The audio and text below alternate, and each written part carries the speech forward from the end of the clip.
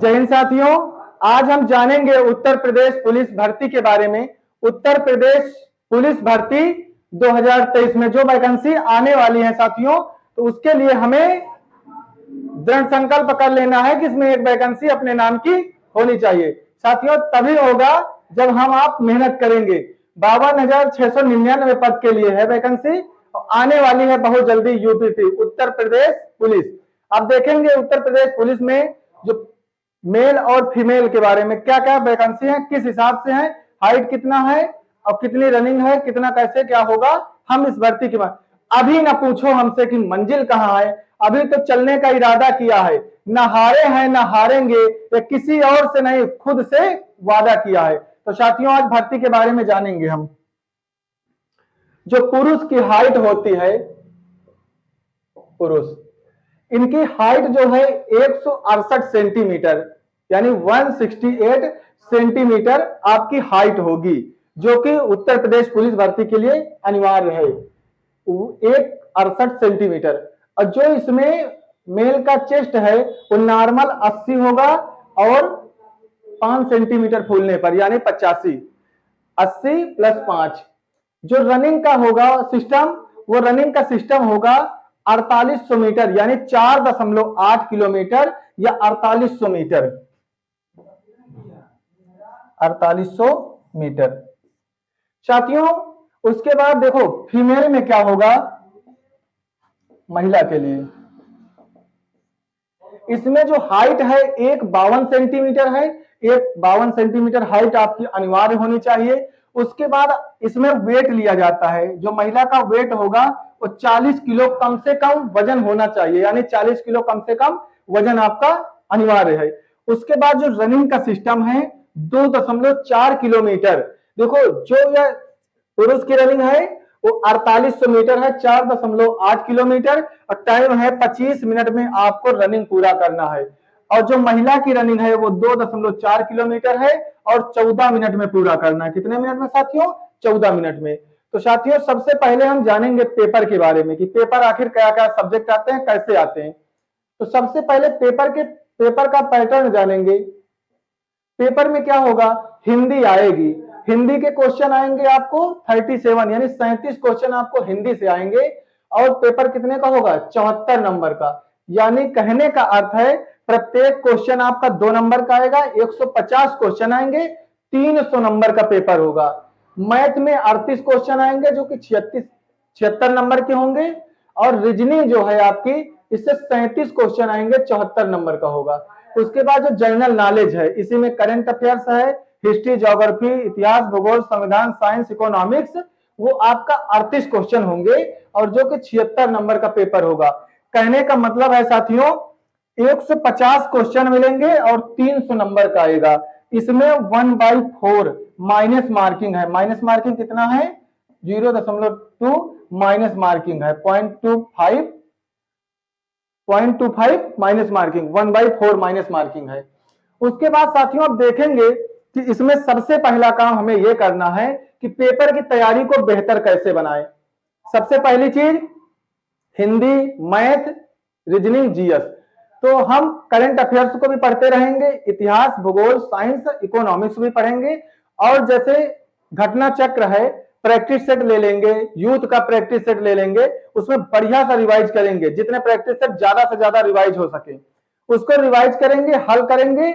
और इसमें सबसे मेन जो दिक्कत है टाइम मैनेजमेंट, यानी कि क्वेश्चन आपके कितने हैं? 150 क्वेश्चन है और टाइम आपको कितना मिलेगा? टाइम जो मिलेगा आपको 2 घंटे का मिलेगा। कितने घंटे का मिलेगा? 2 घंटे का टाइम मिलेगा। कहने का मतलब है 120 मिनट का टाइम रहेगा। कितने मिनट का? 120 मिनट में। और क्वेश्चन कितने करने हैं? 150 क्वेश्चन करने हैं। तो इसमें शुरुआत हम कहां से करेंगे, क्योंकि फिजिकल तो बाद में होगा, फिजिकल बाद में होगा, सबसे पहले क्या होगा? पेपर होगा साथियों। तो 150 क्वेश्चन आपको आएंगे, 120 मिनट का टाइम रहेगा 2 घंटे में, और 300 नंबर का पेपर रहेगा। प्रत्येक क्वेश्चन जो है 2 नंबर का आएगा। हिंदी आएगी, हिंदी के लिए आप आदित्य पब्लिकेशन और लूसेंट की जीएस, मतलब हिंदी के लिए आदित्य पब्लिकेशन और लूसेंट की हिंदी, मतलब दोनों से पढ़ लेना है। उसके बाद मैथ RS अग्रवाल जैसे है, SD यादव है, पढ़ सकते हैं। रीजनिंग की बुक जैसे है RK झा या परफेक्ट की पढ़ सकते हैं, और साथ में प्रैक्टिस सेट। GS के लिए लूसेंट की बुक है, और उसके साथ जैसे स्पीडी से भी पढ़ सकते हैं, और साथ में करंट अफेयर्स भी पढ़ना पड़ेगा, क्योंकि 38 क्वेश्चन आने हैं तो उसको पढ़ना पड़ेगा, सारी चीजें विधिवत। और उसके बाद इसमें 38 क्वेश्चन आएंगे, 150 नंबर का रहेगा, 2 घंटे की टाइमिंग रहेगी साथियों। तो अब हम कितना जानेंगे 150 में कितने क्वेश्चन कर ले। देखो मार्किंग से मतलब नहीं है कि जर्नल की मेरिट कितनी जाती है, ओबीसी की मेरिट कितनी जाती है, एससी की मेरिट कितनी जाती है। हमें मेन टारगेट किस पे करना है कि हमें कम से कम 110 प्लस क्वेश्चन सही करने हैं। कितने क्वेश्चन? 110 प्लस क्वेश्चन हल करना है, मतलब सही सही होने चाहिए, 110 प्लस क्वेश्चन होने चाहिए, ताकि आपकी जो मार्किंग बने वो 220 प्लस की बने। तो आप एकदम सेफ रहोगे कि 220 प्लस की मार्किंग अगर आपके पास है तो सेफ रहोगे कि हाँ हमारा फाइनल सिलेक्शन। मान लो आपके नंबर कम पड़ जाते हैं, फिजिकल दे करके बाहर हो जाते हो, डॉक्यूमेंट्स वेरिफिकेशन से बाहर हो सकते हो, तो ये कहने का मतलब जब अच्छे नंबर होंगे तो कोशिश ये करो कि टारगेट बना के चलो कि 115 120 क्वेश्चन हल करने हैं सही सही, और उसके बाद बढ़िया सा हल करके अब ऐसे करके आप लोगों को जो छूट मिलेगी। अब क्योंकि जैसा कोरोना महामारी की वजह से वैकेंसी बीच में नहीं आ पाई, तो शायद छूट अगर ज्यादा देते हैं तो अच्छी बात है, नहीं ऐसे तो जर्नल की जो होगी, जर्नल की होगी वो 18 से 22 वर्ष तक होती है। तो साथियों इतना हम लोग जानेंगे, इतना जानेंगे और पढ़ेंगे। उसके बाद देखो हमें मेन टारगेट बनाना है कि 150 क्वेश्चन में से 115-20 क्वेश्चन मुझे सही सही करना है, इस कंडीशन में तैयारी करना है। उसके बाद देखो आपके इंटर हाई स्कूल की मार्कशीट, जात निवास प्रमाण पत्र, फोटो, ये सारी चीजें होती हैं। उसके बाद चरित्र प्रमाण पत्र बनवा करके, ये तो सब सत्यापन के समय होगा जब चरित्र सत्यापन आपका किया जाएगा। पहले आपका पेपर होगा, पेपर पास होते हो तो फिजिकल के लिए बुलाया जाएगा, फिजिकल दे लेते हो तो डॉक्यूमेंट्स वेरिफिकेशन होगा, फिर उसके बाद लास्ट में मेडिकल होगा, और लास्ट में मेडिकल होने के बाद साथियों फाइनल मेरिट बनेगी। तो उम्मीद ये करते हैं हम कि आप ये टारगेट बना के चलो 110 प्लस क्वेश्चन सही करना है, और जिनमें से कि आपके नंबर 220 प्लस होने चाहिए। उसके बाद जैसे रनिंग का नंबर आता है, आप पेपर क्वालिफाई कर लेते हो, रनिंग के लिए बुलाया जाता है। आपकी हाइट जो है 152 सेंटीमीटर होना चाहिए, महिला की है जैसे फीमेल की, महिला की कितनी होनी चाहिए? 152 सेंटीमीटर।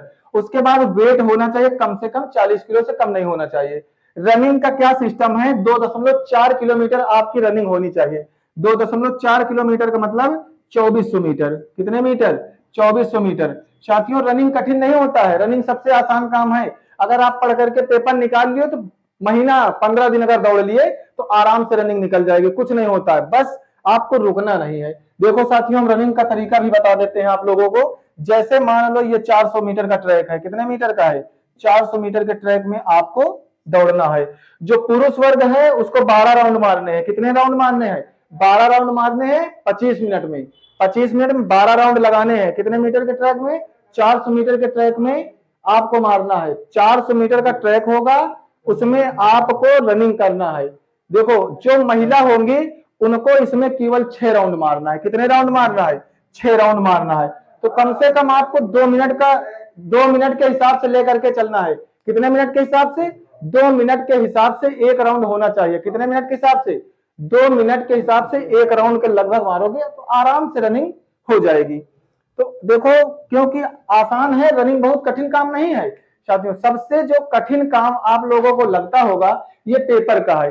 तो अभी से आप पूरे जुनून के साथ लग जाओ कि बस कुछ भी हो मुझे एक वैकेंसी लेना है, और हर टारगेट के साथ उसमें ये सोचो कि मुझे एक वैकेंसी चाहिए, एक वैकेंसी चाहिए। अब देखो जो छूट की एज की छूट है, अगर कोरोना महामारी की वजह से जो छूट मिलती है एक्स्ट्रा तो ठीक है, और नहीं तो वही ओबीसी की जो 3 साल मिलती है, एससी की 5 साल करके ऐसे जो छूट मिलती है वो आप लोगों को मिलेगी। और जनरल की तो 18 से 22 साल होगी ही, और ऐसे ओबीसी की होगी तो 18 से 25 मिल जाएगी, एससी की होगी तो 2 साल और मान लो कि जो। लेकिन आपको अगर पहली भर्ती है या लास्ट भर्ती है जो भी है, इसमें यह सोच करके आपको तैयारी करना है कि एक वैकेंसी इसमें आपके नाम की होनी चाहिए। बस पढ़ना है, हिंदी पढ़ना है, मैथ पढ़ना है, रीजनिंग पढ़ना है, जीएस पढ़ना है।